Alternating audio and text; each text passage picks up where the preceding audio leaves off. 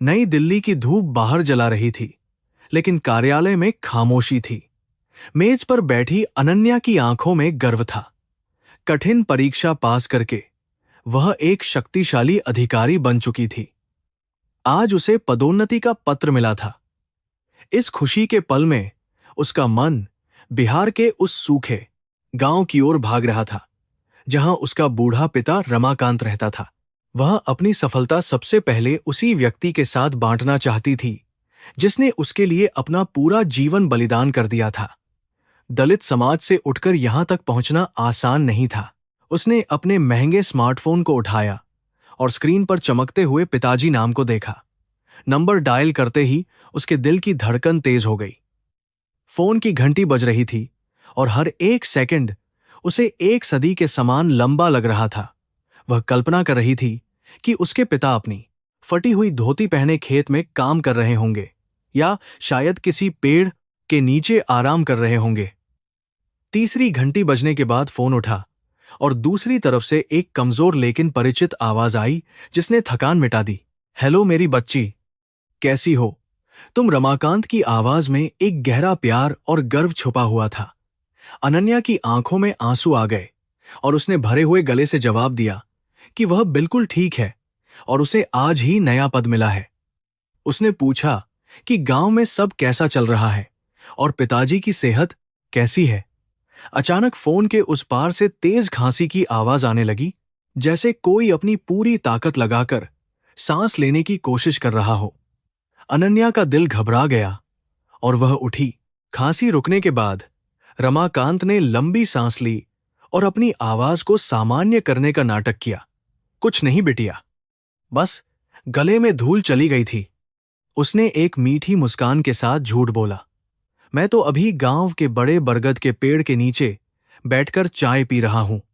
इस बार हमारी फसल बहुत अच्छी हुई है और बारिश ने भी खेत को हरा भरा कर दिया है। तुम्हें मेरी बिल्कुल चिंता करने की जरूरत नहीं है। तुम बस अपने बड़े काम पर ध्यान दो और ईमानदारी से सेवा करना। ये एक सफेद झूठ था। पिता की बातें सुनकर अनन्या के मन में गांव की एक सुंदर और शांत तस्वीर उभर आई। उसने अपने दिमाग में देखा कि उसके पिता एक साफ सुथरी चारपाई पर बैठे हैं और उनके चेहरे पर सुकून की चमक है। उसे याद आया कि कैसे बचपन में उसके पिता ने उसे पैसा जोड़कर किताबें दिलाई थीं। समाज के तानों और जमींदारों के अत्याचारों को सहकर भी रमाकांत ने अपनी बेटी की शिक्षा में कभी कोई कमी नहीं आने दी। आज वह जो कुछ भी थी, उसी निस्वार्थ प्रेम और कठोर तपस्या का सीधा परिणाम था। मैं अगले महीने कुछ दिनों की छुट्टी लेकर गांव आऊंगी पिताजी, अनन्या ने वादा करते हुए कहा।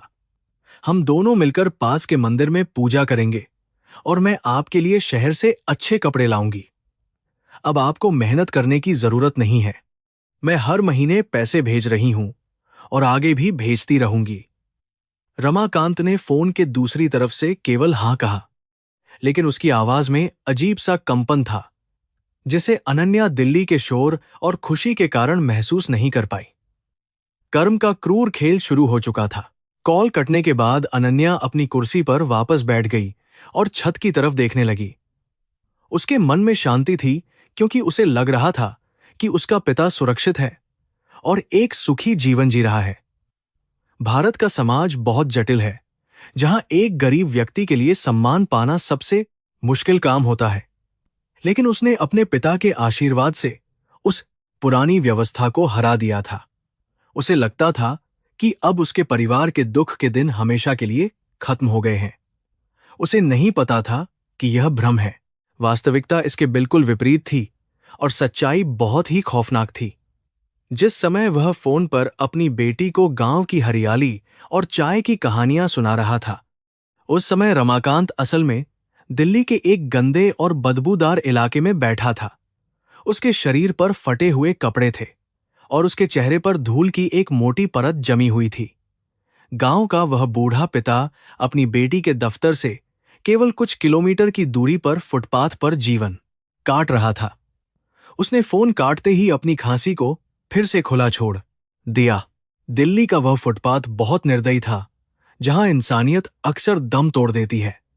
रमाकांत के पास एक पुरानी प्लास्टिक की बोतल थी जिसमें उसने नाले के पास के नल से पानी भरा था। खांसी से उसका पूरा शरीर कांप रहा था, लेकिन उसकी आंखों में कोई पछतावा नहीं था। वह जानता था कि उसने अपनी बेटी के लिए सबसे बड़ा त्याग किया है। उसे पता था कि अगर अनन्या को सच्चाई का पता चल गया तो उसका सपना और करियर दोनों टूट जाएंगे।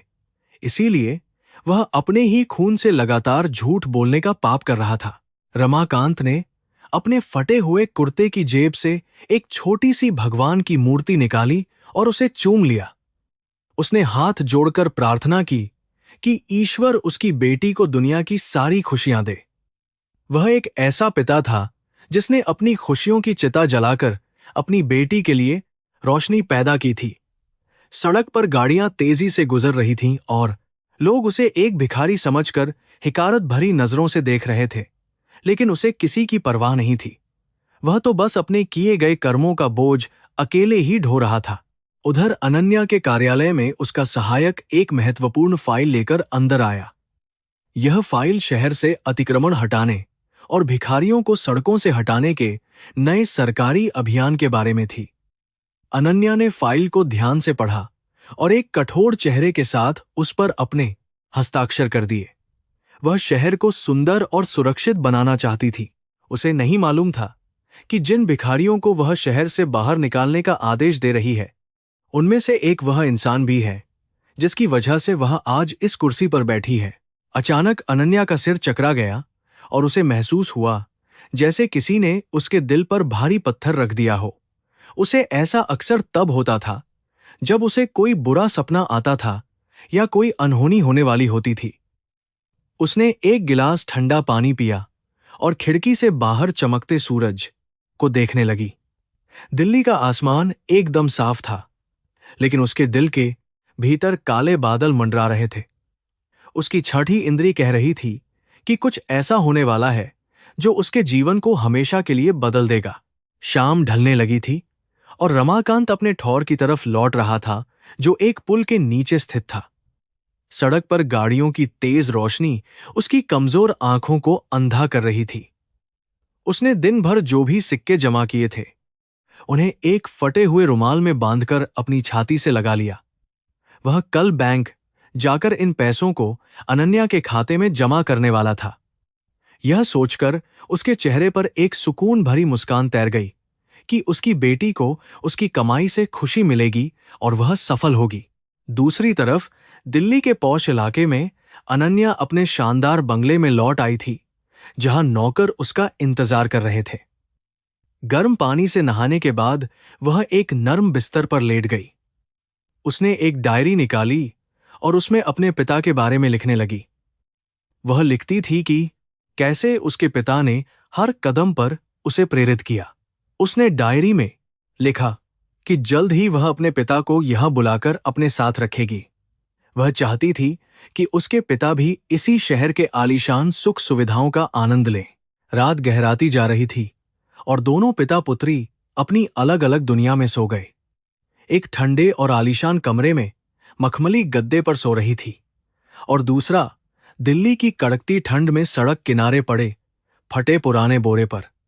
लेकिन दोनों का एक ही सपना था और दोनों के मन में एक दूसरे के लिए गहरा सम्मान था। भगवान ऊपर से इस विडंबना को देख रहा था कि कैसे एक बड़ा झूठ दो सबसे पवित्र आत्माओं को जोड़े हुए है। यह झूठ शायद दुनिया का सबसे निस्वार्थ और दर्दनाक झूठ था। अगली सुबह की किरण जब खिड़की से अंदर आई तो अनन्या ने अपनी आंखें खोली। वह आज के दिन नए अभियान की शुरुआत करने वाली थी। शहर से गंदगी और अतिक्रमण को साफ करने का एक बहुत ही कड़ा आदेश दिया गया था। उसे इस बात का बिल्कुल भी एहसास नहीं था कि उसकी यह कार्रवाई उस इंसान को कुचल सकती है जिसे वह सबसे ज्यादा प्यार करती है। दिल्ली की वे भारी और लंबी सड़कें अब एक बड़े संघर्ष और भयानक नाटक का गवाह बनने वाली थीं, जिसमें सच्चाई की जीत बहुत महंगी पड़ेगी। बिहार के उस गांव में सूरज हमेशा आग उगलता था और धरती प्यास से फट चुकी थी। रमाकांत का परिवार पीढ़ियों से उसी सूखी जमीन के टुकड़े पर खेती करता आ रहा था। वह जमीन उनके लिए केवल मिट्टी नहीं थी, बल्कि पूर्वजों का आशीर्वाद और एकमात्र सहारा थी। जब अनन्या ने दिल्ली जाकर सिविल सेवा परीक्षा की तैयारी करने की इच्छा जताई, तो रमाकांत के सामने एक बड़ा आर्थिक संकट खड़ा हो गया। उसके पास इतने पैसे नहीं थे कि वह अपनी बेटी के इतने बड़े और महंगे सपने को किसी भी कीमत पर पूरा कर सके। गांव के क्रूर जमींदार ठाकुर बलवंत सिंह के पास जाने के अलावा रमाकांत के पास कोई और रास्ता नहीं बचा था। बलवंत सिंह पूरे इलाके में अपने अत्याचारों और ऊंचे ब्याज दरों के लिए कुख्यात था। एक दलित किसान के लिए उसकी हवेली की सीढ़ियां चढ़ना अपनी मौत को दावत देने जैसा था। फिर भी रमाकांत ने अपनी बेटी के उज्ज्वल भविष्य के लिए अपना सारा स्वाभिमान और डर ताक पर रख दिया। वह अपनी फटी हुई धोती और कांपते हाथों के साथ हवेली के बड़े और भारी लोहे के दरवाजे के सामने जाकर खड़ा हो गया।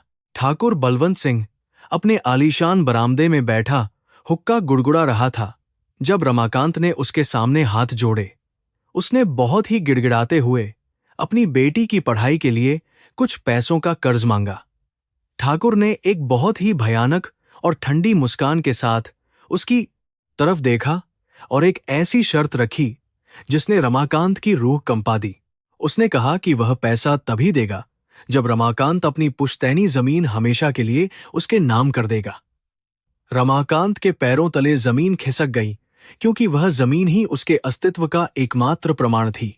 रमाकांत के दिमाग में एक भयंकर युद्ध चल रहा था कि वह अपनी पुश्तैनी जमीन बचाए या अपनी इकलौती बेटी का भविष्य। उसे याद आया कि कैसे उसकी मृत पत्नी ने हमेशा अनन्या को एक बड़ा अधिकारी बनते हुए देखने का सपना देखा था। उसने अपने आंसुओं को पी लिया और अपने पूर्वजों से मन ही मन माफी मांगते हुए एक बहुत ही कठोर निर्णय लिया। उसने ठाकुर की सभी जालिम शर्तों को बिना किसी विरोध के स्वीकार कर लिया। यह केवल एक जमीन का सौदा नहीं था, बल्कि एक पिता द्वारा अपनी आत्मा का सौदा था। अगले दिन पंचायत के सामने लाल स्याही वाले मोटे कागजों पर रमाकांत को अपना अंगूठा लगाना था। जब उसने स्याही के पैड पर अपना अंगूठा रखा, तो उसे ऐसा महसूस हुआ जैसे वह अपने ही शरीर का सारा खून उन कागजों पर निचोड़ रहा हो। उसका अंगूठा कांप रहा था, लेकिन जैसे ही उसने अनन्या के चेहरे को याद किया, उसका हाथ स्थिर हो गया। उसने उन कागजों पर अपना अंगूठा लगा दिया और अपनी जमीन हमेशा के लिए खो दी। गांव के लोग उसे मूर्ख समझ रहे थे, लेकिन वह एक तपस्वी की तरह शांत था।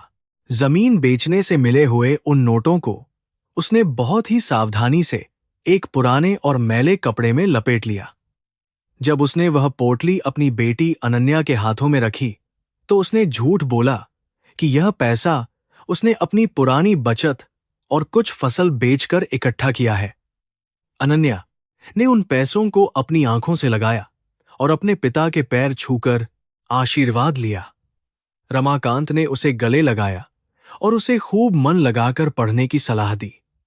उसे इस बात का बिल्कुल भी अंदाजा नहीं था कि इन पैसों की असली कीमत क्या है। अतीत के उन काले पन्नों को पलटते हुए रमाकांत की आंखों के सामने वह दिन भी घूम गया जब जमीन बिकने की खबर पूरे गांव में आग की तरह फैल गई थी। गांव के कुछ बुजुर्गों ने उसे समझाने की बहुत कोशिश की थी कि एक लड़की के लिए अपनी आखिरी निशानी मत बेचो। समाज के तानों और रीति रिवाजों ने उसे रोकने का पूरा प्रयास किया था, जहां बेटियों को अक्सर पराया धन माना जाता था।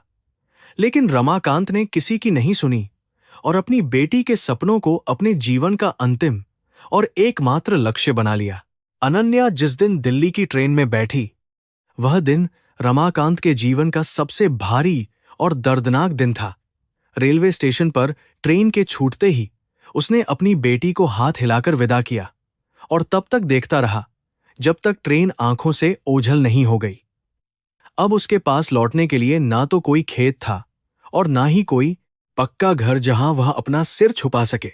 जमीन छिन जाने के बाद गांव में उसकी कोई पहचान नहीं बची थी और वह पूरी तरह से एक बेघर और लाचार इंसान बन चुका था। बिना जमीन के एक दलित किसान का जीवन गांव में नर्क से भी बदतर हो गया था।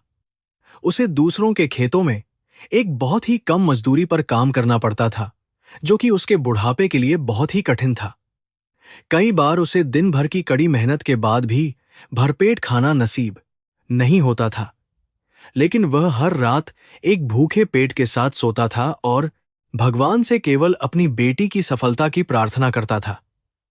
उसके शरीर की हड्डियां कमजोर हो रही थीं, लेकिन उसका संकल्प पहाड़ की तरह मजबूत था। दिल्ली जैसे बड़े और महंगे शहर में अनन्या की पढ़ाई और रहने का खर्च बहुत तेजी से बढ़ रहा था। रमाकांत द्वारा दी गई वह रकम कुछ ही महीनों में खत्म होने की कगार पर पहुंच गई और अनन्या की चिंता बढ़ने लगी। जब अनन्या ने फोन करके और पैसों की जरूरत के बारे में बताया तो रमाकांत का दिल जोर से धड़कने लगा। वह अपनी बेटी की पढ़ाई को बीच में रुकते हुए नहीं देख सकता था, क्योंकि यह उसके पूरे जीवन की सबसे बड़ी तपस्या थी। उसे तुरंत किसी बड़े इंतजाम के बारे में सोचना पड़ा।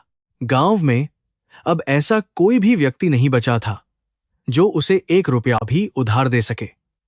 कर्ज के बोझ और गरीबी से हारकर रमाकांत ने अंततः अपना गांव छोड़कर दिल्ली जाने का एक बहुत ही कठिन फैसला किया। उसने सोचा कि दिल्ली जैसे बड़े शहर में वह कोई भी छोटा मोटा काम करके अपनी बेटी के लिए पैसे कमा सकेगा।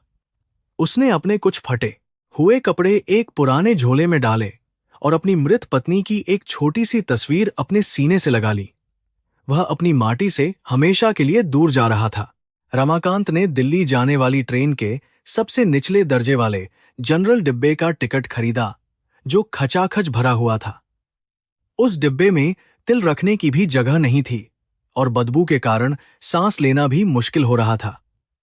उसे पूरी यात्रा के दौरान शौचालय के पास फर्श पर बैठकर अपना समय काटना पड़ा।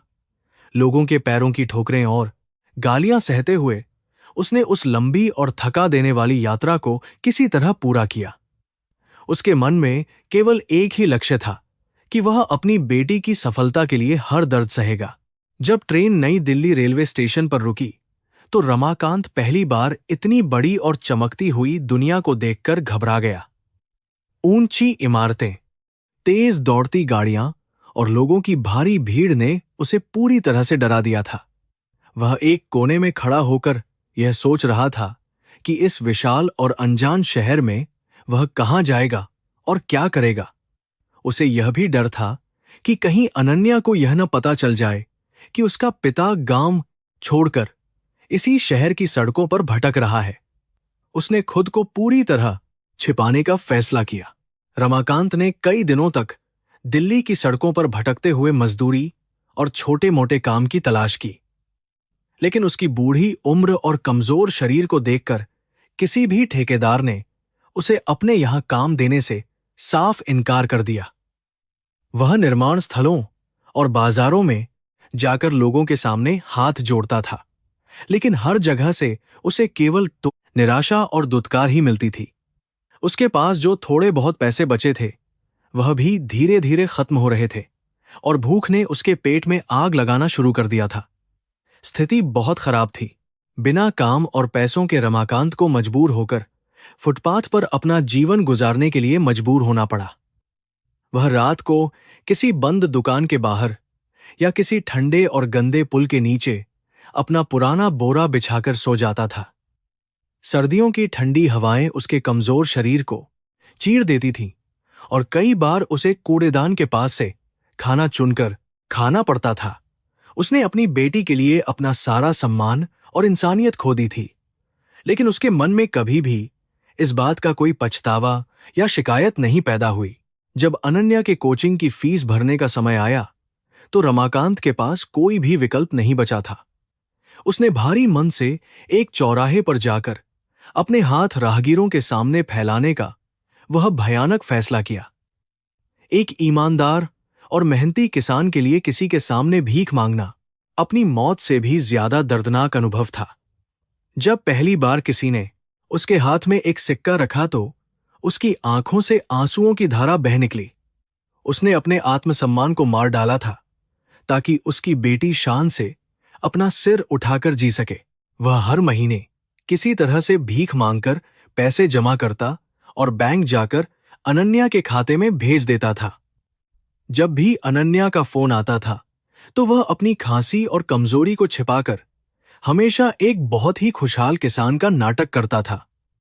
वह फोन पर गांव के मौसम, नई फसल और झूठी खुशियों की कहानियां सुनाता था ताकि अनन्या को कभी शक न हो। यह एक ऐसा दर्दनाक और बड़ा झूठ था जो उसके सीने में हर दिन एक जहरीले खंजर की तरह चुभता था, लेकिन यह झूठ उसका सबसे बड़ा हथियार था। अनन्या को लगता था कि यह पैसा उसके पिता के खून पसीने और खेतों की मेहनत की बहुत ही पवित्र कमाई है।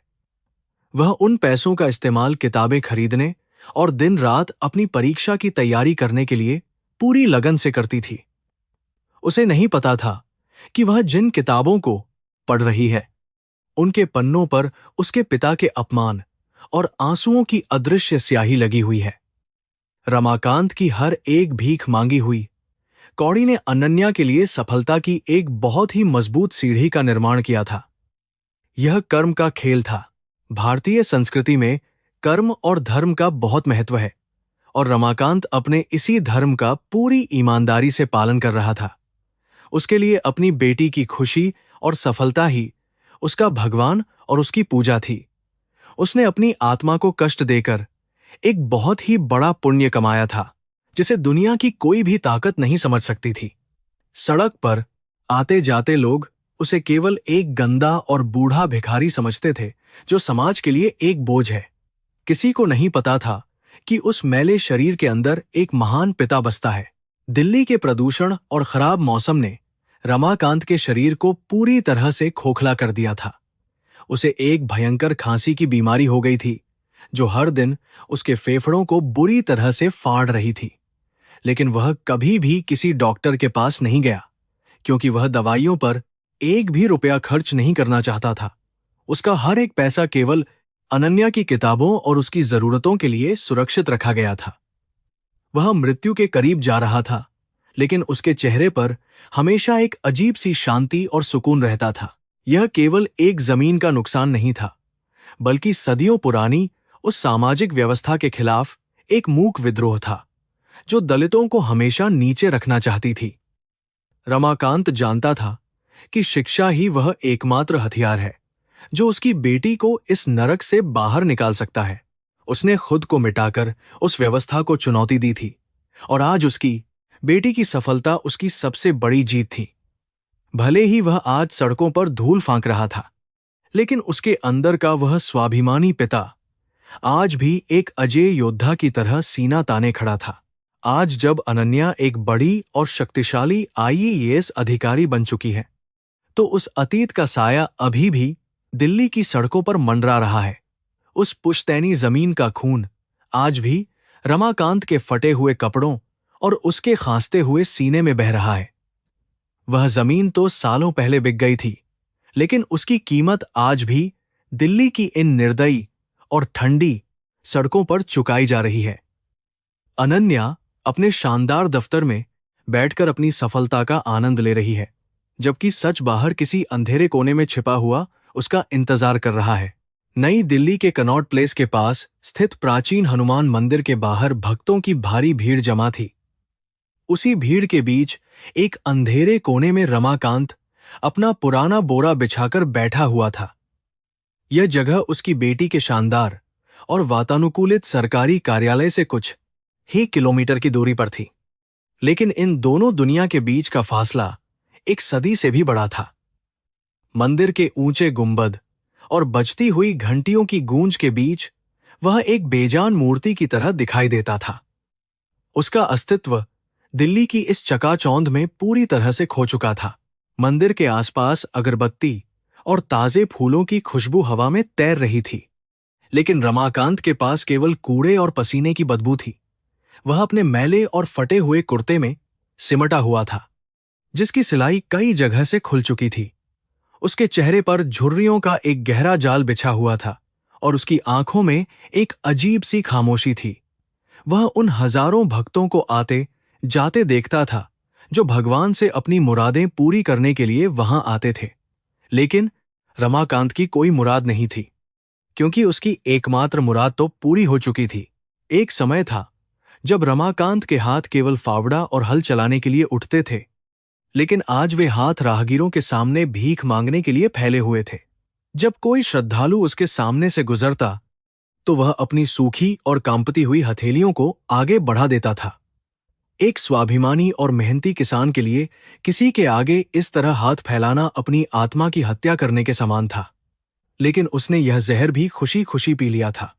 उसके हर एक फैले हुए हाथ में उसकी बेटी के सुनहरे भविष्य की एक मजबूत नींव छिपी हुई थी। मंदिर की सीढ़ियों पर बजने वाले सिक्कों की खनक उसके लिए किसी भयानक और डरावने संगीत से कम नहीं थी। कुछ लोग उसे देखकर मुंह फेर लेते थे और कुछ लोग दया खाकर 1 या 2 रुपये का सिक्का उसके एल्यूमिनियम के कटोरे में फेंक देते थे। जब भी कोई सिक्का कटोरे में गिरता, रमाकांत की आत्मा एक बार फिर से छटपटा उठती थी। उसे लोगों की नफरत और हिकारत भरी नजरों का सामना करना पड़ता था, जो उसे एक नकारा और समाज का बोझ समझते थे। वह चुपचाप इन सभी अपमानों को अपने सीने में दफन कर लेता था। भूख मिटाने के लिए रमाकांत को अक्सर मंदिर के बाहर फेंके गए झूठे प्रसाद या बचे हुए भोजन पर निर्भर रहना पड़ता था। जब भंडारा खत्म हो जाता और पत्तलें कूड़ेदान में फेंक दी जाती, तो वह अंधेरे का फायदा उठाकर वहां जाता था।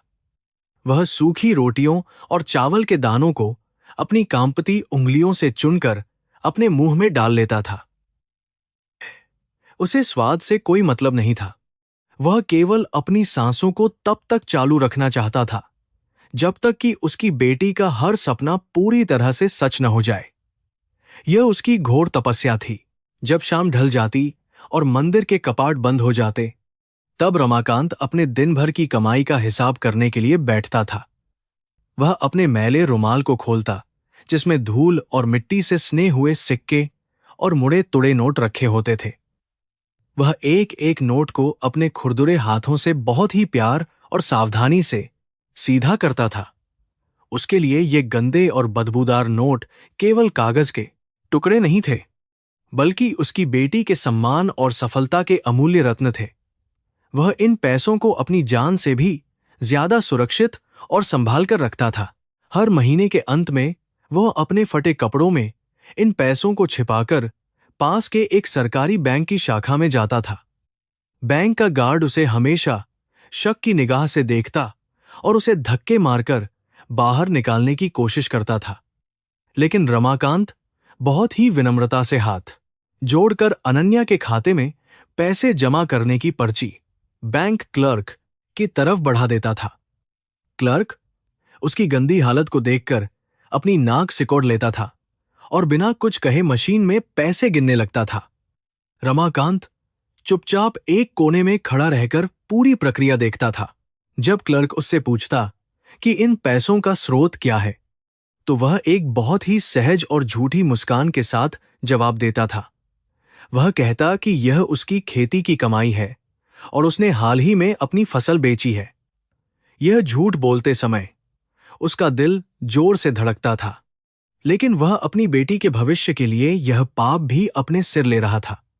पैसे जमा होने की रसीद मिलते ही वह उसे अपनी छाती से लगा लेता था और बैंक से बाहर आकर खुली हवा में एक गहरी और लंबी सांस लेता था।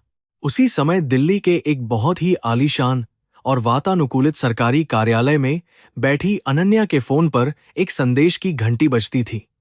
स्क्रीन पर बैंक का संदेश देखकर उसके चेहरे पर एक बहुत ही प्यारी और गर्व से भरी मुस्कान आ जाती थी। वह सोचती थी कि उसके बूढ़े पिता ने गांव की कड़ी धूप में मेहनत करके और फसल बेचकर उसके लिए यह पैसा भेजा है। उसे यह बिल्कुल भी एहसास नहीं था कि यह पैसा खेती की उपज नहीं, बल्कि उसके पिता के आंसुओं, अपमान और खून पसीने की एक बहुत ही दर्दनाक कमाई है। बैंक से लौटकर रमाकांत फिर से अपनी उसी दुनिया में वापस आ जाता था, जहां न तो कोई छत थी और न ही कोई सम्मान। रात के समय दिल्ली की सर्द हवाएं उसके कमजोर और बीमार शरीर को बुरी तरह से कंपा देती थीं। वह अपने पुराने और फटे हुए बोढ़े को ओढ़कर मंदिर की ठंडी और कठोर सीढ़ियों पर लेट जाता था।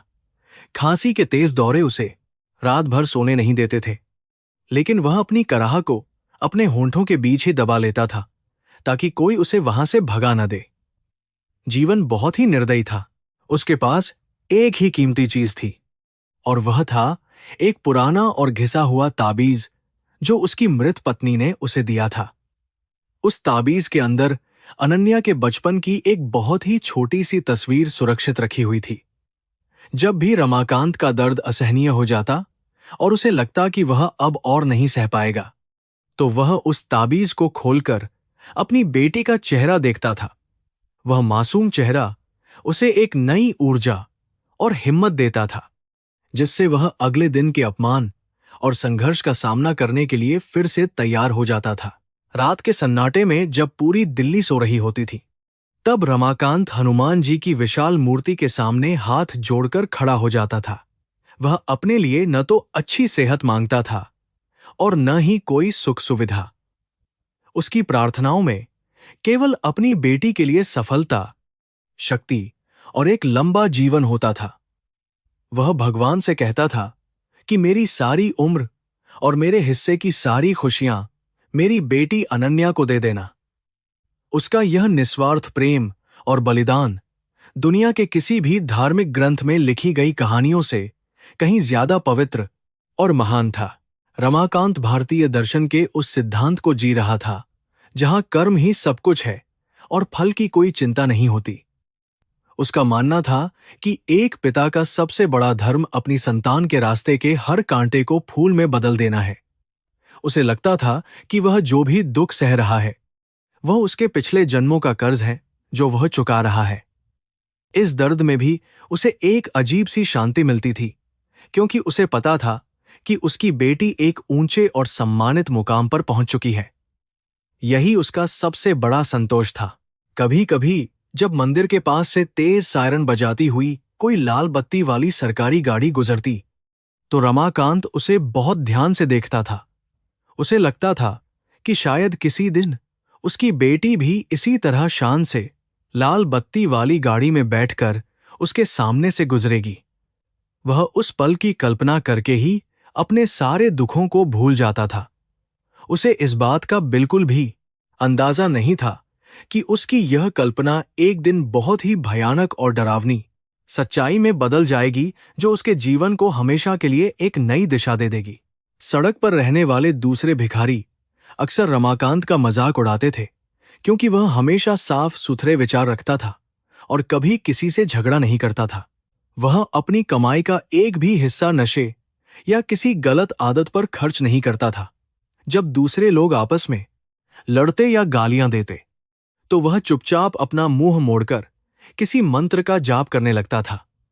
वह शारीरिक रूप से उसी गंदी दुनिया का हिस्सा था, लेकिन मानसिक रूप से वह एक बहुत ही ऊंचे और पवित्र स्तर पर जी रहा था, जहां कोई भी बुराई उसे छू नहीं सकती थी। जैसे जैसे समय बीत रहा था, रमाकांत की खांसी और बीमारी गंभीर होती जा रही थी। उसके फेफड़े कमजोर हो चुके थे और कभी कभी खांसते हुए उसके मुंह से खून की कुछ बूंदें भी निकल आती थीं। वह इन खून की बूंदों को जल्दी से मिट्टी में मिला देता था ताकि किसी को उसकी भयंकर बीमारी का पता न चल सके।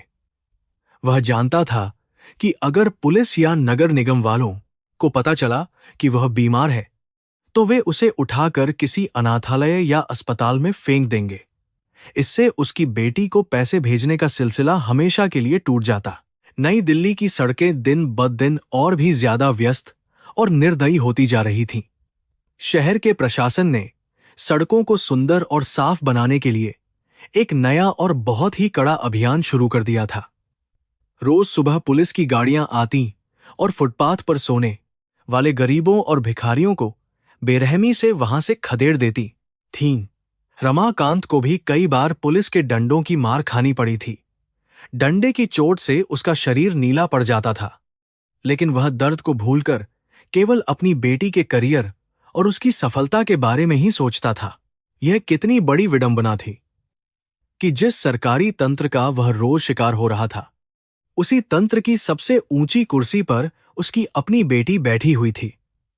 अन्याय और क्रूरता के इस चक्र में पिता और पुत्री दोनों अनजाने में ही दो अलग अलग किनारों पर खड़े हो चुके थे। रमाकांत को लगता था कि वह अपनी बेटी को समाज के सबसे ऊंचे शिखर पर बैठाकर खुद अदृश्य हो जाएगा। लेकिन किस्मत ने एक बहुत ही अलग और दर्दनाक पटकथा लिख रखी थी, जहां इन दोनों को एक दिन आमने सामने खड़ा होना ही था। यह एक भयंकर सच था। हर सुबह जब सूरज की पहली किरण मंदिर के गुंबद से टकराती, रमाकांत अपनी जगह से उठ खड़ा होता था। वह अपना फटा हुआ बोरा लपेटकर एक सुरक्षित कोने में छिपा देता था और एक नए दिन के संघर्ष के लिए तैयार हो जाता था।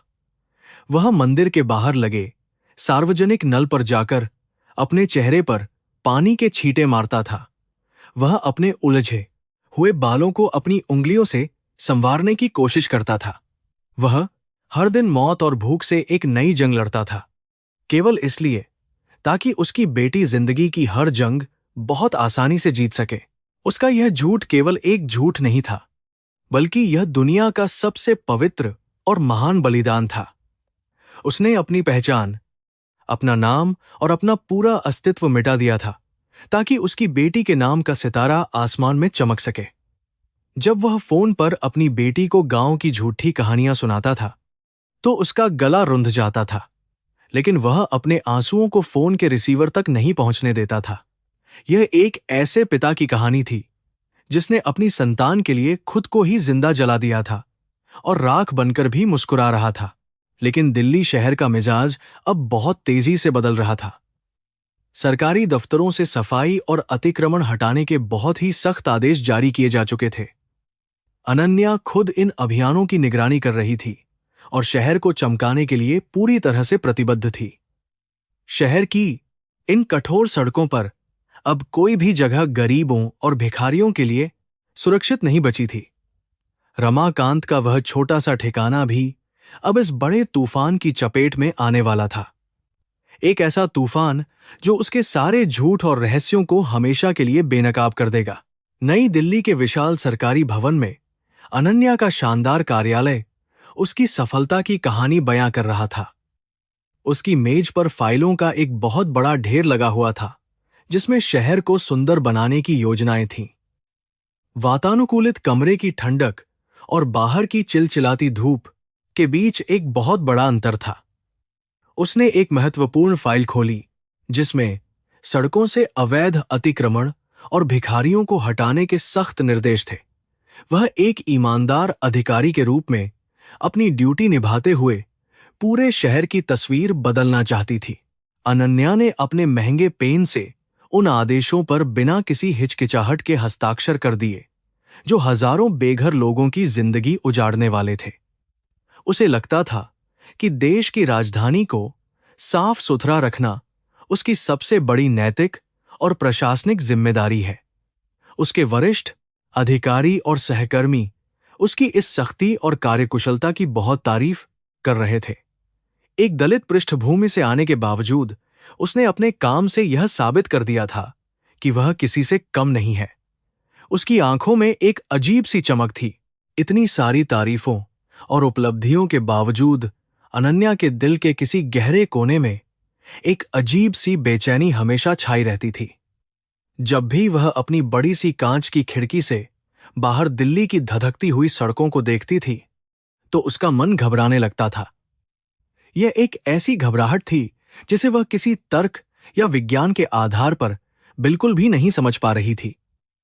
उसे ऐसा महसूस होता था जैसे कोई अदृश्य शक्ति उसे किसी बहुत बड़े खतरे के बारे में लगातार चेतावनी दे रही हो।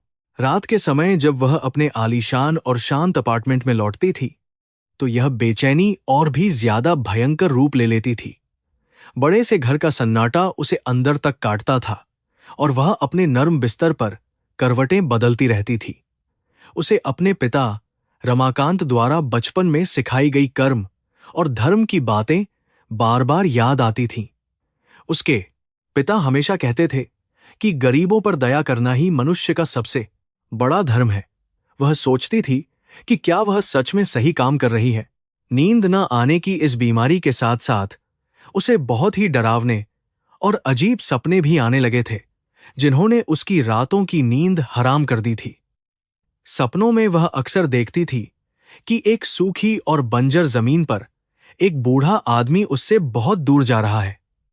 उस आदमी का पूरा शरीर धूल और मिट्टी से सना हुआ होता था और वह उसे पुकारने की कोशिश करती थी, लेकिन वह कभी भी उस बूढ़े इंसान का चेहरा साफ तौर पर नहीं देख पाती थी। बस एक साया नजर आता था। अक्सर वह पसीने से तरबतर होकर अचानक नींद से जाग जाती थी और उसका दिल बहुत जोर से धड़क रहा होता था। सपने में उस बूढ़े आदमी की खांसने की आवाज उसके कानों में बहुत ही भयानक तरीके से गूंजती रहती थी। यह आवाज उसे अपने पिता रमाकांत के साथ हुई पिछली फोन कॉल की याद दिलाती थी, जब उन्होंने भी इसी तरह से खांसा था। वह खांसी, जो फोन पर बहुत सामान्य लग रही थी, अब उसके दिमाग में एक बहुत ही बुरे और खतरनाक संकेत की तरह बजने लगी थी।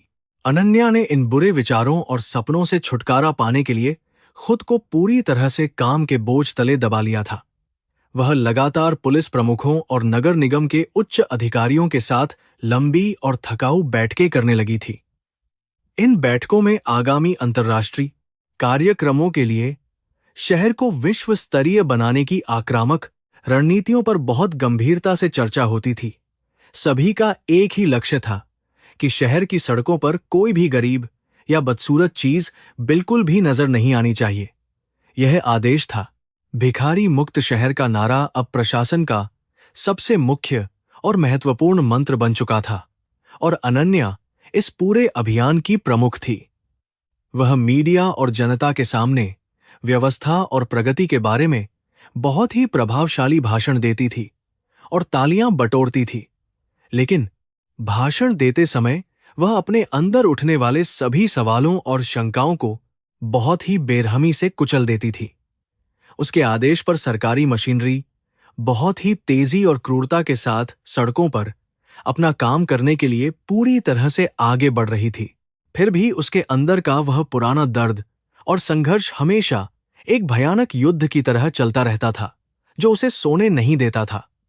गरीबी में पली बढ़ी एक दलित महिला होने के नाते वह जीवन की सबसे कड़वी और कठोर सच्चाइयों को बहुत करीब से जानती थी। वह अक्सर खुद से पूछती थी कि क्या इन बेबस और गरीब लोगों को शहर से बाहर निकाल देना ही सच्चा न्याय है। लेकिन अपने से ऊंचे अधिकारियों का भारी दबाव और उसकी अपनी महत्वाकांक्षा उसे इसी क्रूर रास्ते पर आगे बढ़ने के लिए मजबूर कर रही थी। एक दोपहर काम के भारी तनाव के बीच उसने एक बार फिर से अपने पिता को फोन मिलाने का फैसला किया। फोन की घंटी बहुत देर तक बजती रही और हर एक सेकंड के साथ उसकी बेचैनी भी लगातार बढ़ती जा रही थी। जब आखिरकार फोन उठा तो पृष्ठभूमि से आने वाली आवाजें किसी शांत गांव की नहीं, बल्कि भारी ट्रैफिक और गाड़ियों के हॉर्न की लग रही थीं।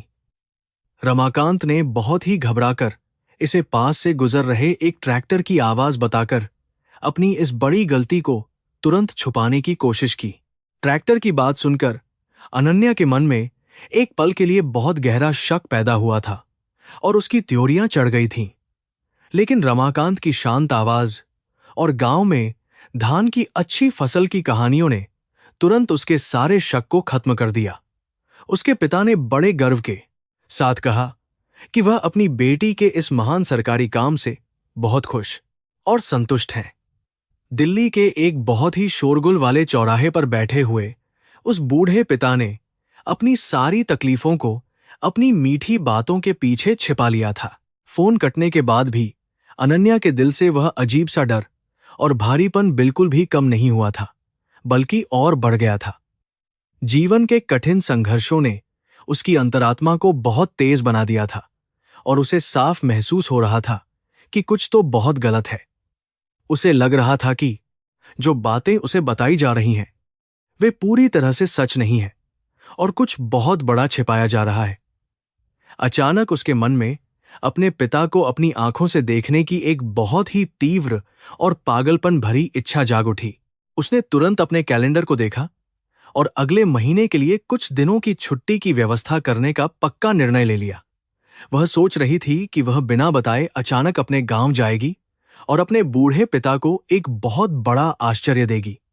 वह उन्हें उसकी कारकनार करने के टूटे फूटे घर और गांव की मुश्किल जिंदगी से हमेशा के लिए निकालकर अपने साथ दिल्ली के इस शानदार घर में ले आना चाहती थी। उसे लगता था कि अब समय आ गया है कि उसके पिता भी उसके पैसे और रुतबे का पूरा आनंद लें। दूसरी तरफ दिल्ली की तपती और निर्दयी सड़कों पर सफाई का वह क्रूर अभियान बहुत ही खतरनाक रूप से तेज हो चुका था। पुलिस की गाड़ियां हर दिन सायरन बजाते हुए मंदिरों, बाजारों और चौराहों के आसपास गश्त कर रही थीं और डर का माहौल बना रही थीं। पुलिस वाले अपने भारी डंडों और गालियों का इस्तेमाल करके फुटपाथ पर रहने वाले बेघर लोगों को वहां से बहुत बेरहमी से भगा रहे थे। शहर का वह गरीब तबका दर्द से चीख रहा था, लेकिन उनकी वह चीखें अधिकारियों के बंद कमरों तक बिल्कुल नहीं पहुंच पा रही थीं। रमाकांत भी इस भयानक सरकारी तूफान में पूरी तरह से फंस चुका था और उसकी जिंदगी एक नर्क के समान बन गई थी। पुलिस के छापों से बचने के लिए उसे हर दिन अपना वह छोटा सा और फटा हुआ बोरा लेकर एक जगह से दूसरी जगह भागना पड़ता था। इस भागदौड़ और पुलिस के एक जूतों से उड़ने वाली धूल के कारण उसकी पुरानी खांसी अब एक बहुत ही जानलेवा बीमारी में बदल चुकी थी। उसके शरीर की सारी ताकत अब धीरे धीरे खत्म हो रही थी और वह मौत के बहुत करीब पहुंचता जा रहा था। वह केवल एक ही उम्मीद के सहारे अपनी सांसें खींच रहा था कि उसे अपनी बेटी के बैंक खाते में अगली किश्त जमा करनी है। वह इस भयानक और कड़वे सच से पूरी तरह अनजान था कि जिस पुलिस और प्रशासन से वह अपनी जान बचाकर भाग रहा है, उसकी मुखिया कोई और नहीं बल्कि उसकी अपनी बेटी है। नियति उन दोनों पिता पुत्री के साथ एक बहुत ही क्रूर और दर्दनाक खेल खेल रही थी, जिसे समझ पाना किसी भी इंसान के बस की बात नहीं थी। यह एक ऐसा चक्रव्यूह था जिससे बाहर निकलना अब असंभव था। कई बार जब अनन्या अपनी वातानुकूलित और चमकती हुई सरकारी गाड़ी में बैठकर शहर के मुख्य रास्तों से गुजरती थी, तो वह ये नज़ारे देखती थी। वह अपनी खिड़की से देखती थी कि कैसे पुलिस वाले गरीबों के छोटे छोटे तंबू उखाड़ रहे हैं और उनके बर्तन सड़क पर फेंक रहे हैं। वह जानबूझकर अपनी नजरें वहां से हटा लेती थी और अपने आप को यह समझाती थी कि समाज और देश के बड़े भले के लिए यह सब करना बहुत जरूरी है। वह अपने दिल की आवाज को कठोर सरकारी नियमों के नीचे बुरी तरह से दबा रही थी, लेकिन उसकी वह अंतरात्मा जो उसके पिता के दिए गए ऊंचे नैतिक संस्कारों से बनी थी, बार बार इन क्रूर नियमों के खिलाफ विद्रोह कर देती थी। उसे याद आता था कि कैसे उसके पिता खुद भूखे रहकर भी अपनी सूखी रोटी का एक टुकड़ा सड़क के किसी भूखे कुत्ते को खिला देते थे। वह सोचती थी कि जिस पिता ने उसे इतना दयालु और अच्छा इंसान बनाया है, उसी की बेटी आज इन गरीब इंसानों के दुख के प्रति इतनी अंधी और पत्थर दिल कैसे हो सकती है। यह सवाल उसके अस्तित्व को अंदर तक झकझोर कर रख देता था। हिंदू धर्म में कर्मों के फल का सिद्धांत उसे बहुत ज्यादा डराता था और उसके मन में एक गहरा खौफ पैदा करता था। उसे डर था कि भले ही उसका यह काम कानून की नजर में बिल्कुल सही हो, लेकिन भगवान की अदालत में यह एक बहुत बड़ा पाप हो सकता है। वह अक्सर रात को हाथ जोड़कर ईश्वर से प्रार्थना करती थी कि यदि वह अनजाने में किसी मासूम को दर्द दे रही है तो उसे माफ कर दिया जाए। उसकी इन एकांत की प्रार्थनाओं में डर और भ्रम के बहुत सारे कड़वे आंसू मिले होते थे। इस क्रूर अभियान के भारी तनाव और अपने अंदर चल रहे मानसिक युद्ध के कारण अनन्या का स्वास्थ्य भी बहुत तेजी से बिगड़ने लगा था। उसे अक्सर सिर में भयंकर दर्द रहने लगा था और उसने ठीक से खाना पीना भी लगभग पूरी तरह से छोड़ दिया था। उसके गेइंग के साथा कार्यालय के साथी उसे कुछ दिनों का आराम करने की सलाह देते थे, क्योंकि उन्हें लगता था कि वह काम के बोझ से थक गई है। उन्हें यह बिल्कुल भी नहीं पता था कि उसकी असली बीमारी शरीर की नहीं बल्कि उसकी आत्मा पर पड़ा हुआ वह भारी और अदृश्य बोझ है। इन सभी परेशानियों के बीच उसने अपने गांव जाने की योजना को अंतिम रूप दे दिया और टिकट भी सुरक्षित करवा लिया। उसने बाजार जाकर अपने पिता के लिए एक बहुत ही सुंदर और गर्म शॉल खरीदी ताकि उन्हें गांव की ठंड से बचाया जा सके।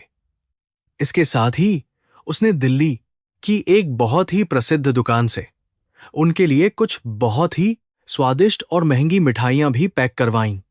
वह बार बार यह कल्पना कर रही थी कि जब वह अपनी सरकारी गाड़ी से उस पुराने घर के सामने उतरेगी तो उसके पिता का चेहरा खुशी से कैसे चमक उठेगा। जैसे जैसे दिन बीत रहे थे, शहर का माहौल और भी ज्यादा तनावपूर्ण और आक्रामक होता जा रहा था। अतिक्रमण हटाने का यह भयंकर अभियान अब अपने सबसे ऊंचे और खतरनाक चरम पर पहुंच चुका था। अगले दिन अनन्या को व्यक्तिगत रूप से शहर के सबसे बड़े और व्यस्त चौराहों का निरीक्षण करने के लिए सड़क पर निकलना था। यह एक बहुत बड़ा और महत्वपूर्ण सरकारी अभियान था और सभी अखबारों और समाचार चैनलों की नजरें पूरी तरह से इसी पर टिकी हुई थीं। किसी भी कीमत पर कोई भी गलती या ढिलाई बिल्कुल भी बर्दाश्त नहीं की जाने वाली थी। उसी रात रमाकांत को एक बहुत ही व्यस्त ट्रैफिक सिग्नल के पास खुले आसमान के नीचे सोने के लिए मजबूर होना पड़ा। पुलिस ने उसके सभी पुराने ठिकानों को पूरी तरह से नष्ट कर दिया था, इसीलिए उसके पास कोई जगह नहीं बची थी। वह ठंड से बुरी तरह कांपते हुए अपनी पत्नी के उस पुराने ताबीज को अपनी छाती से चिपकाए हुए था। वह भगवान से प्रार्थना कर रहा था कि यह काली रात जल्दी से बीत जाए, क्योंकि उसे कल सुबह बैंक जाकर पैसे जमा करने थे। वह आने वाले भयंकर तूफान से पूरी तरह बेखबर था।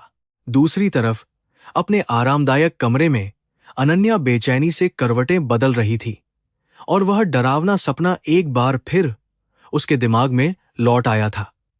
इस बार सपने में वह धूल से सना हुआ बूढ़ा आदमी धीरे धीरे उसकी तरफ मुड़ने लगा था, लेकिन इससे पहले कि वह उस इंसान का चेहरा साफ तौर पर देख पाती, वह एक भयानक चीख के साथ पसीने से तरबतर होकर नींद से झाग गई। ऐसा लग रहा था जैसे पूरा ब्रह्मांड उसे चेतावनी दे रहा हो कि जल्द ही उन दोनों की दुनिया आपस में टकराने वाली है। एक बहुत ही भयानक और दुखद टकराव के लिए अब सारी परिस्थितियां पूरी तरह तैयार हो चुकी थीं। समय और कर्म का वह निर्दयी पहिया अब उन सभी भ्रमों को बुरी तरह से कुचलने के लिए बिल्कुल तैयार था। अगली सुबह का सूरज अपने साथ एक ऐसी कठोर रोशनी लेकर आने वाला था जो उस सबसे बड़े झूठ को हमेशा के लिए बेनकाब कर देगी। वह दिन उन दोनों पिता और पुत्री के जीवन की पूरी दिशा और अर्थ को एक ही झटके में पूरी तरह से बदल कर रख देगा। दिल्ली के आसमान से आग बरस रही थी और सूरज अपने सबसे क्रूर रूप में चमक रहा था। सड़कों पर उड़ती धूल और भीषण गर्मी ने पूरे शहर को एक भट्टी में बदल दिया था। इसी जलती हुई दोपहर में अनन्या की सफेद वातानुकूलित सरकारी गाड़ियों का काफिला अपने मिशन पर निकला। काफिले के आगे और पीछे तेज सायरन बजाती हुई पुलिस की गाड़ियां चल रही थीं जो खौफ पैदा कर रही थीं। गाड़ी के अंदर का तापमान बहुत ठंडा और आरामदायक था, लेकिन बाहर की दुनिया एक खौफनाक त्रासदी का शिकार हो रही थी। अतिक्रमण और भिखारियों को हटाने का यह अभियान शहर के इतिहास का सबसे बड़ा और निर्मम कदम था। जैसे ही पुलिस की गाड़ियां चौराहों पर रुकतीं, खाकी वर्दी वाले जवान हाथों में भारी डंडे लेकर बाहर निकल आते थे। वे बिना किसी चेतावनी के फुटपाथ पर सो रहे गरीब और बेसहारा लोगों पर टूट पड़ते थे। चारों तरफ चीख पुकार और दहशत का ऐसा माहौल बन गया था जैसे कोई भयानक युद्ध चल रहा हो। अपनी जान और अपने छोटे मोटे सामान को बचाने के लिए लोग इधर उधर पागलों की तरह भाग रहे थे। अनन्या अपनी महंगी गाड़ी की पिछली सीट पर बैठी काले शीशों के पीछे से यह सब देख रही थी। जैसे जैसे काफिला आगे बढ़ रहा था, उसकी आंखों के सामने समाज के सबसे निचले तबके की बेबसी नंगी हो रही थी। उसने देखा कि कैसे एक अपाहिज भिखारी को पुलिस वाले बहुत ही बुरी तरह से सड़क किनारे फेंक रहे थे। यह भयानक दृश्य देखकर उसके दिल में एक बहुत ही गहरा दर्द उठा, जिसने उसकी आत्मा को हिला दिया। वह अपनी नजरें चुराना चाहती थी, लेकिन उसकी आंखों के सामने यह खौफनाक सच्चाई लगातार नाच रही थी। गाड़ियों के सायरन और पुलिस के बूटों ने पूरे इलाके में एक भयानक और अजीब सा खौफ भर दिया था। भागते हुए लोगों की चीखें और रोते हुए बच्चों की आवाजें अनन्या के कानों को बुरी तरह से छेद रही थीं। इस शोर के बीच कैबिन की शांति उसे किसी कब्र जैसी भयानक और डरावनी लगने लगी थी। उसने एक बहुत ही भारी और लंबी सांस छोड़ी जो कार के सन्नाटे में स्पष्ट रूप से सुनाई दी। उसे महसूस हो रहा था कि यह शहर अपनी सुंदरता की कीमत इन लोगों के आंसुओं से चुका रहा है। अनन्या का मन कर्म और न्याय के सिद्धांतों को लेकर एक बहुत बड़े मानसिक युद्ध में उलझ गया था।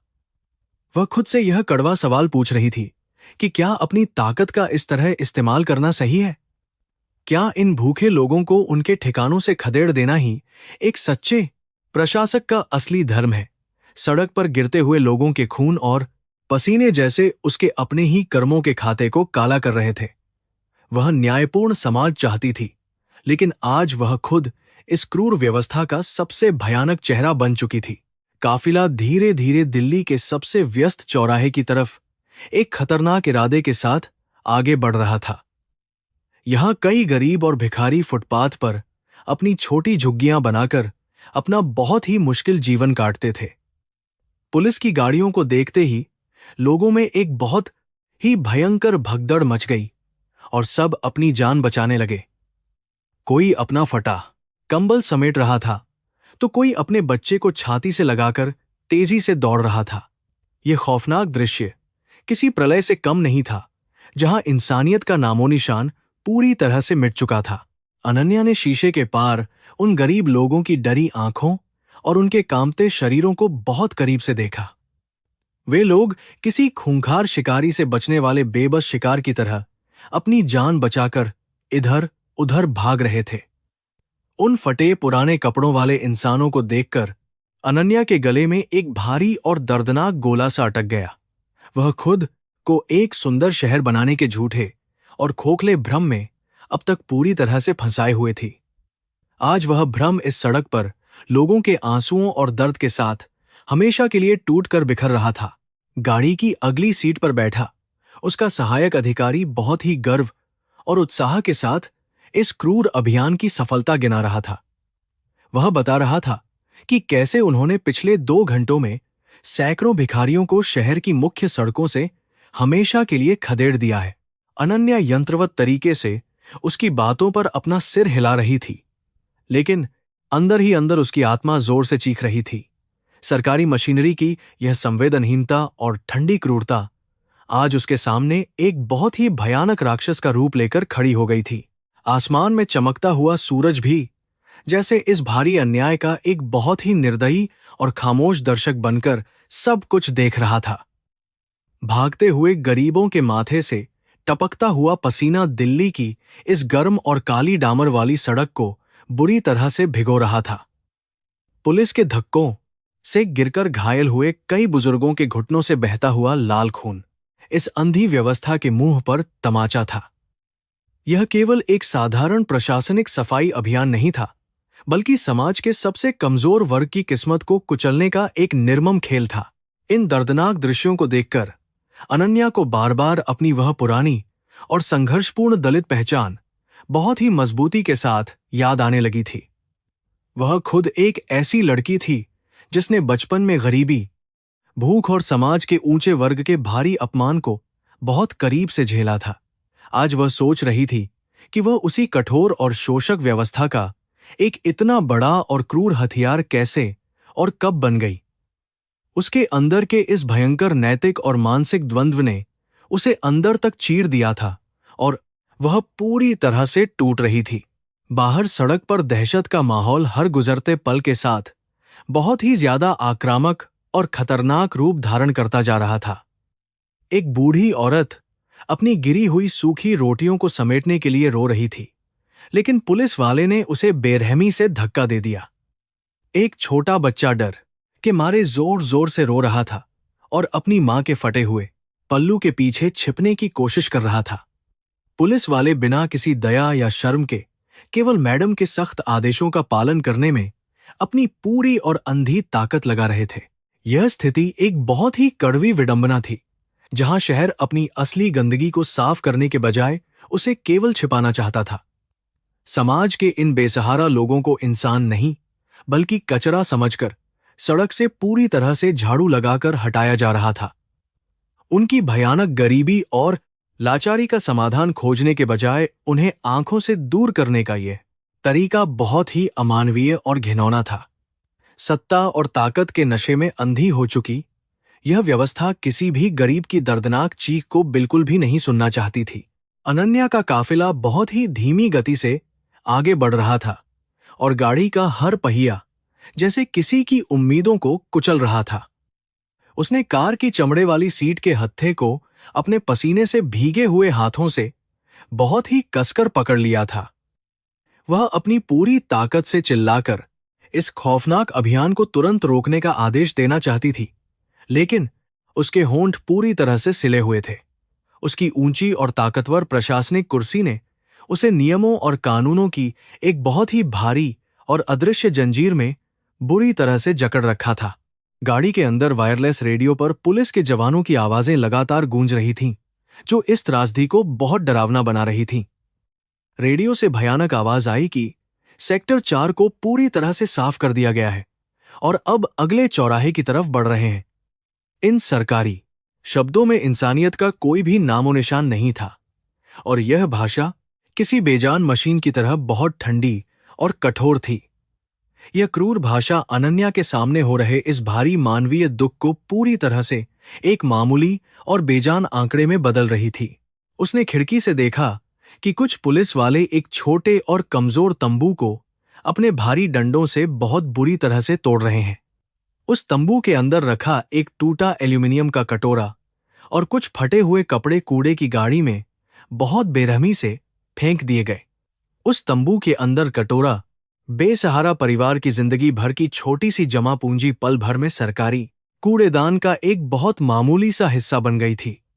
इस भयानक और दर्दनाक दृश्य को देखकर अनन्या की आंखें आंसुओं से भर गईं और उसका दिल पूरी तरह से टूट कर बिखर गया। उसने तुरंत अपनी कांपती उंगलियों से आंसुओं को पोंछ लिया ताकि आगे बैठा कोई अधिकारी उसकी इस कमजोरी को बिल्कुल न देख ले। एक सख्त आईएएस अधिकारी को हमेशा मजबूत दिखना होता है और उसके चेहरे पर दया का कोई भी भाव नहीं होना चाहिए, लेकिन उस कठोर सरकारी वर्दी के अंदर आज रमाकांत शर्मा की वह मासूम बेटी बहुत ही बुरी तरह से तड़प कर मर रही थी। वह बाहर की दुनिया से तो युद्ध जीत रही थी, लेकिन अपने ही जमीर से यह लड़ाई वह पूरी तरह से हार चुकी थी। दोपहर का सूरज अब आसमान के बिल्कुल बीच में आ चुका था और उसकी भयानक गर्मी सड़क के काले डामर को पूरी तरह से पिघला रही थी। सड़क से उठने वाली गर्म हवा की लहरें दूर से देखने पर किसी खौफनाक भ्रम की तरह बहुत ही डरावनी और अजीब लग रही थी। वहां का माहौल शारीरिक और मानसिक दोनों रूपों से बहुत ही ज्यादा दमघुंटू और पूरी तरह से असहनीय हो चुका था। ऐसा लग रहा था जैसे दिल्ली शहर का सारा काला कर्म आज इन सड़कों पर एक बहुत ही भयानक तूफान बनकर बरस रहा है। इसी भारी चीख पुकार और भयंकर पुलिसिया कहर के बीच शहर के किसी कोने में रमाकांत भी अपनी जान बचाने के लिए बदहवास दौड़ रहा था। वह अपना फटा बोरा और कुछ गंदे सिक्के सीने से लगाए हुए पुलिस के डंडों की मार से बचने की पूरी कोशिश कर रहा था। उसकी जानलेवा खांसी इस धूल और भागदौड़ के कारण बहुत ज्यादा बिगड़ चुकी थी और उसके कमजोर फेफड़े बुरी तरह से फट रहे थे। नियति का एक क्रूर और अदृश्य धागा इन दोनों बाप बेटी को एक बहुत भयानक और डरावने टकराव की तरफ तेजी से खींच रहा था। इस भारी मानसिक तनाव के बीच अनन्या का मन एक पल के लिए अपने उस शांत गांव की मीठी यादों में पूरी तरह खो गया। वह सोचने लगी कि अगले हफ्ते जब वह छुट्टी पर अपने घर जाएगी तो उसे इस खौफनाक शहरी दुनिया से पूरी तरह मुक्ति मिल जाएगी। उसे लगा कि अपने मानसिक तनाव करते हैं पिता के सुरक्षित हाथों और गांव के पुराने पेड़ की ठंडी छांव में उसे एक सच्ची और गहरी शांति मिलेगी। यह एक बहुत ही खूबसूरत कल्पना थी जो उसे इस भयानक शहरी नरक की आग में जलने से कुछ पल के लिए बचा रही थी। अचानक सायरन की आवाज और तेज हो गई क्योंकि अब उनका काफिला शहर के सबसे मुख्य और अंतिम चौराहे के बहुत करीब पहुंच चुका था। हवा में एक अजीब और खतरनाक तनाव फैल गया था जो किसी बहुत बड़े और भयानक तूफान के आने का स्पष्ट संकेत दे रहा था। पुलिस की एक बड़ी टीम ने आगे बढ़कर चौराहे को चारों तरफ से घेर लिया ताकि कोई भी बेघर इंसान वहां से बच न सके। यह आज का सबसे बड़ा शिकार था जिसे प्रशासन किसी भी कीमत पर अपनी ताकत लगाकर पूरी तरह से सफल बनाना चाहता था। चौराहे पर सैकड़ों बेसहारा इंसानों की भीड़ जमा थी जो प्रशासन के इस भारी और क्रूर गुस्से का सीधा सामना कर रही थी। पुलिस के भारी डंडों की आवाजें और गरीबों की दया मांगने वाली चीखें मिलकर एक खौफनाक और दर्दनाक संगीत पैदा कर रही थीं। गाड़ियों के सायरन का शोर इतना भयानक था कि वह हर एक मानवीय प्रार्थना और रोने की आवाज को बेरहमी से कुचल रहा था। यह एक ऐसा खौफनाक मंजर था जिसने इंसानियत के चेहरे पर एक बहुत गहरा और कभी न मिटने वाला काला धब्बा लगा दिया था। उसी पल अनन्या को अपने सीने में एक बहुत तेज दर्द का एहसास हुआ, जैसे किसी ने कोई नुकीला खंजर घोंप दिया हो। उसके पूरे शरीर में एक अजीब सी सिहरन दौड़ गई और उसे लगा कि अब कुछ बहुत ही ज्यादा भयंकर और बुरा होने वाला है। ऐसा लग रहा था जैसे ब्रह्मांड की सारी अदृश्य ताकतें किसी बहुत बड़े सच को उजागर करने के लिए एक साथ मिल गई हों। कार के अंदर की ठंडी हवा भी अब बहुत भारी और दमघोंटू लगने लगी थी, जिसने उसकी सांसों को पूरी तरह से रोक दिया था। आखिरकार उसका ताकतवर काफिला लाल बत्ती पर उस सबसे ज्यादा भीड़भाड़ वाले चौराहे के बिल्कुल बीचों बीच आकर एक झटके में रुक गया। सफाई का यह खौफनाक अभियान अब अपने सबसे ऊंचे और भयानक चरम बिंदु पर पहुंच चुका था, जहां से वापसी का कोई रास्ता नहीं था। बाहर सड़क पर पुलिस का कहर बरस रहा था और गाड़ी के अंदर बैठी अनन्या अपनी नियति के सबसे बड़े फैसले का इंतजार कर रही थी। किस्मत अब उस चौराहे के नुक्कड़ पर एक बहुत ही भयानक खेल खेलने के लिए तैयार खड़ी थी और क्रूरता से मुस्कुरा रही थी। लाल बत्ती पर रुकते ही पुलिस ने चौराहे को बेरहमी से साफ करना शुरू किया। भारी लाठियां हवा में लहरा रही थीं और बेबस लोग जान बचाने के लिए भाग रहे थे। अनन्या कार की पिछली सीट से यह मंजर देख रही थी। तभी उसकी नजर सड़क के बीच खड़े एक कमजोर बूढ़े भिखारी पर पड़ी। वह बूढ़ा खांसी के दौरे से कांप रहा था और भीड़ में भाग नहीं पा रहा था। उसके हाथों में एक गंदा बोरा था जिसे उसने सीने से लगा रखा था। एक सिपाही डंडा लेकर उस बूढ़े की तरफ बहुत तेजी से बढ़ा। सिपाही ने जोर से चिल्लाते हुए उस बूढ़े को मैडम के काफिले के रास्ते से तुरंत हटने का आदेश दिया। बूढ़ा आदमी बुरी तरह डर गया और उसने जल्दी से पीछे हटने की कोशिश की, लेकिन वह अपनी फटी धोती में उलझकर गर्म डामर वाली सड़क पर बहुत जोर से गिर पड़ा। उसके घुटने छिल गए और उसके बोरे में रखे सारे गंदे सिक्के सड़क पर बिखर गए। सिपाही ने उसे लात मारते हुए गाली दी। अनन्या को यह क्रूरता देखकर सीने में अजीब सी घबराहट महसूस हुई। उसने सिपाही को रोकने के लिए अपनी खिड़की का शीशा नीचे किया। जमीन पर गिरते ही बूढ़े की फटी जेब से एक पुराना ताबीज फिसलकर सड़क पर गिर गया। बूढ़े ने सिक्कों को छोड़कर पागलों की तरह उस ताबीज को उठाने की कोशिश की।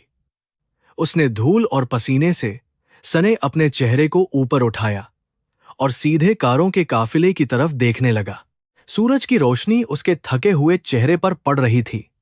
उसी पल अनन्या की नजरें उस चेहरे से टकराईं और उसकी सांसें पूरी तरह से रुक गईं। उसके आसपास की दुनिया एक झटके में थम गई। वह कोई और नहीं बल्कि उसका अपना पिता रमाकांत था। अनन्या के दिमाग में एक भयंकर धमाका हुआ। पिताजी गांव में ठीक है वाला वह झूठ लाखों टुकड़ों में टूटकर बिखर गया। यह ताकतवर पद और स्वच्छ शहर का अभियान उसे अब एक घिनौना मजाक लग रहा था। जिस बूढ़े आदमी को सड़क पर कचरे की तरह पीटा जा रहा था, वह वही पिता था जिसने उसकी सफलता के लिए अपना खून बेचा था। उसे अपने सीने में तेज दर्द महसूस हुआ और एक चीख उसके गले में फंस गई। उसे अपनी आंखों पर विश्वास नहीं हो रहा था। क्या यह सपना था? लेकिन वह बहता खून और ताबीज सच थे। बिना कुछ सोचे समझे अनन्या ने अपनी कार का दरवाजा खोल दिया। सुरक्षाकर्मी और उसका सहायक यह देखकर पूरी तरह से हैरान रह गए। मैडम चिलचिलाती धूप और बेकाबू भीड़ के बीच सीधे सड़क पर उतर आई थीं। उसने सरकारी नियमों और जनता की घूरती आंखों को बिल्कुल नजरअंदाज कर दिया। वह अपनी सैंडल में लड़खड़ा रही थी और उसका पूरा शरीर बुरी तरह से कांप रहा था। आंसुओं ने उसकी आंखों की रोशनी को धुंधला कर दिया था। उसने उस हैरान सिपाही को जोर से धक्का दिया जो बूढ़े को दोबारा मारने वाला था। उसकी शानदार दुनिया राख हो चुकी थी। रुक जाओ, वह पूरी ताकत से चीखी। उसकी आवाज सड़क के भारी शोर और सायरन को चीरती हुई दूर तक गूंज गई। यह एक ताकतवर अधिकारी की आवाज नहीं थी, बल्कि एक टूट चुकी बेटी की दर्दनाक पुकार थी। पुलिस वाले रुक गए, क्योंकि उन्हें समझ नहीं आ रहा था कि उनकी सख्त मैडम एक गंदे भिखारी को क्यों बचा रही हैं। जमीन पर पड़े रमाकांत ने भी वह परिचित आवाज सुनी। उसके दिल की धड़कन रुक गई। उसने खौफ के साथ ऊपर देखा। उसका सबसे बड़ा डर आज सच हो गया था। उसकी बेटी ने उसे देख लिया था।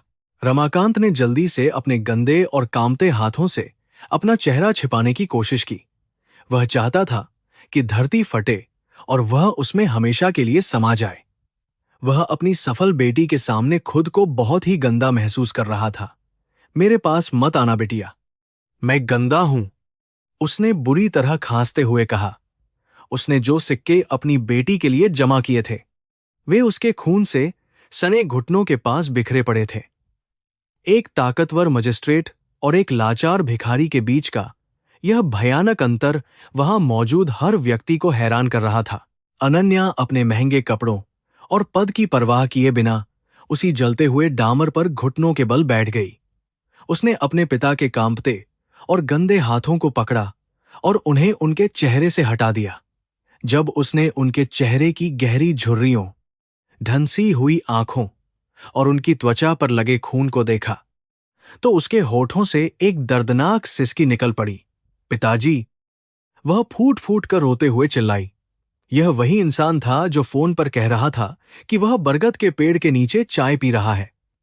यह सच्चाई बहुत ही ज्यादा क्रूर थी। पूरा चौराहा सन्नाटे में डूब गया।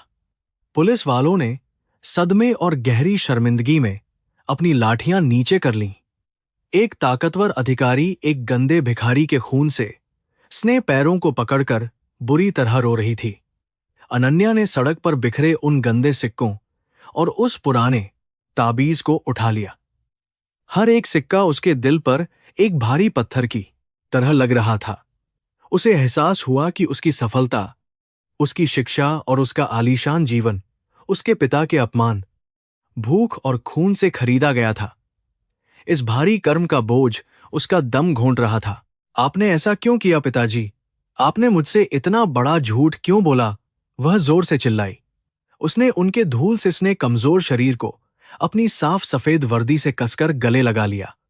उसके आंसुओं ने उनके चेहरे की धूल को धो दिया। रमाकांत ने कमजोरी से उसके सिर को थपथपाया और उनकी आंखों से भी आंसू बह निकले। यह एक पिता का धर्म है मेरी बच्ची।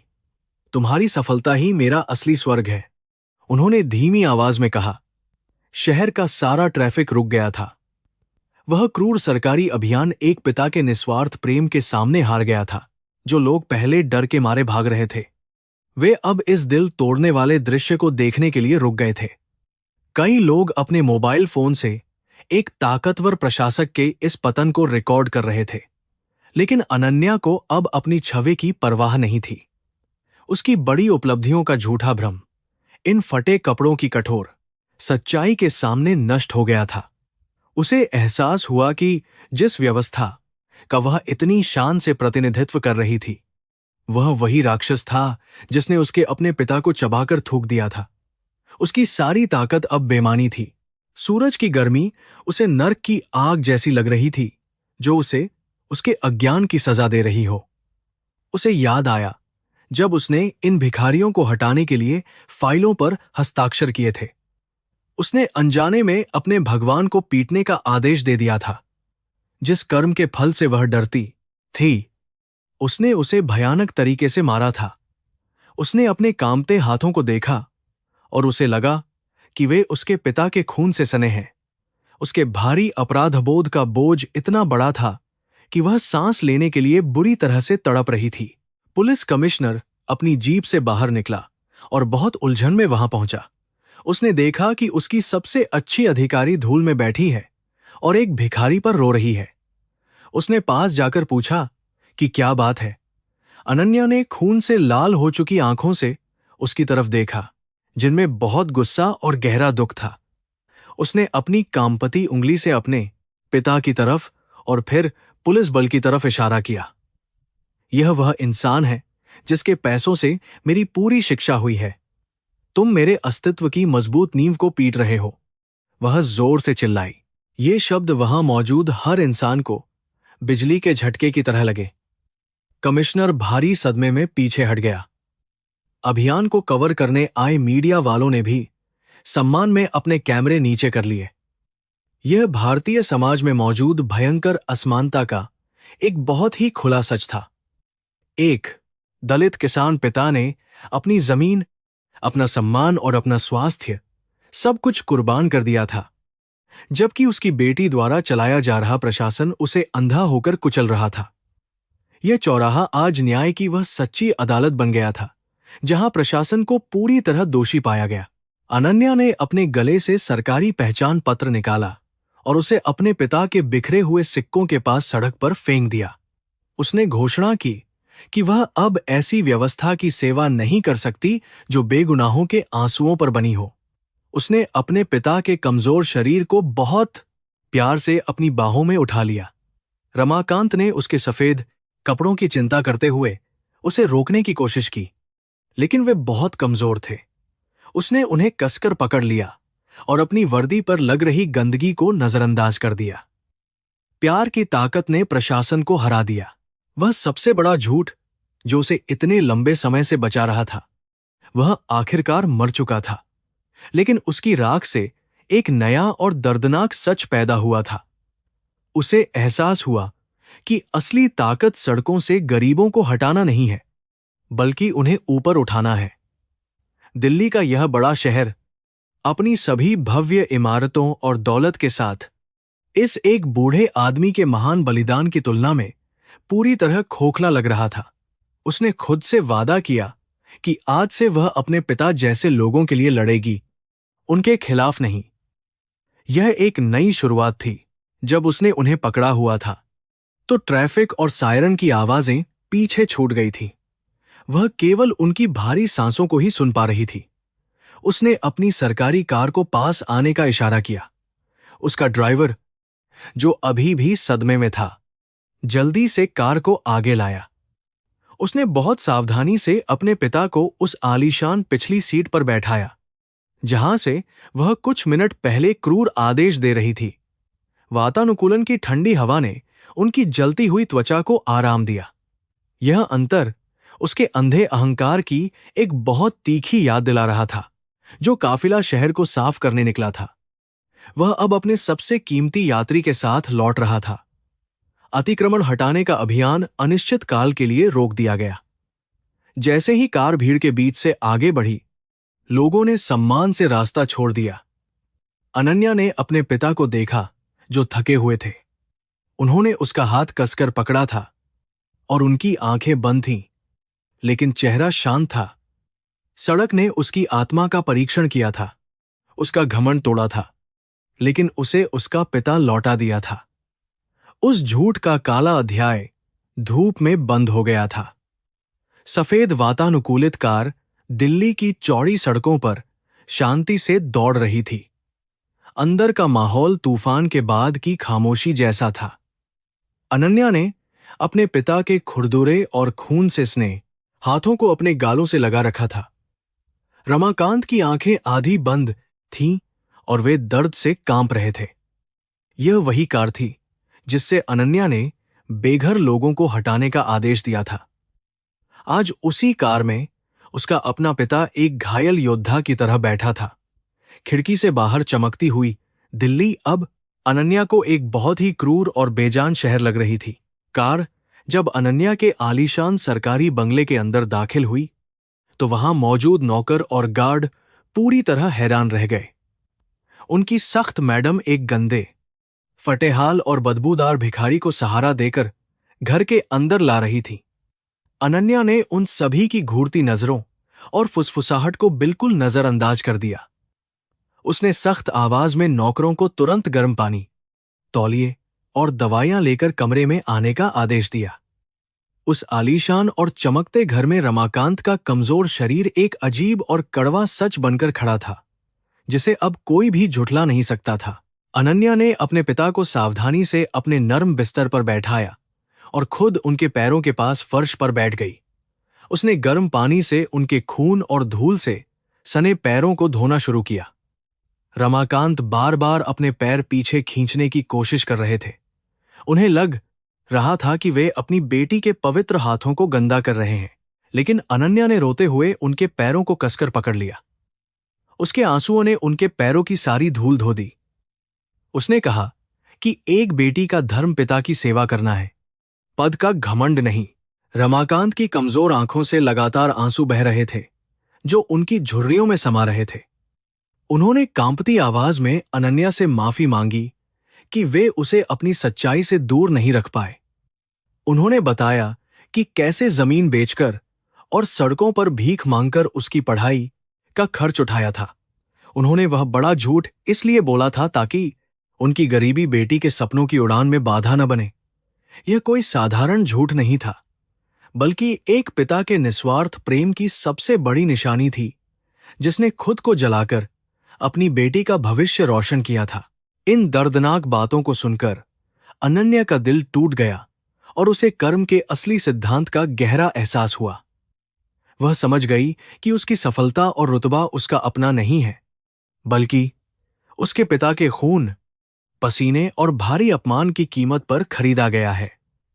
समाज की जिस गरीब व्यवस्था को वह नफरत से देखती थी, उसी के एक इंसान ने उसे शिखर पर बैठाया था। उसे समझ आ गया कि सच्चा कर्म बेगुनाहों पर ताकत दिखाना नहीं, बल्कि कमजोरों की रक्षा करना है।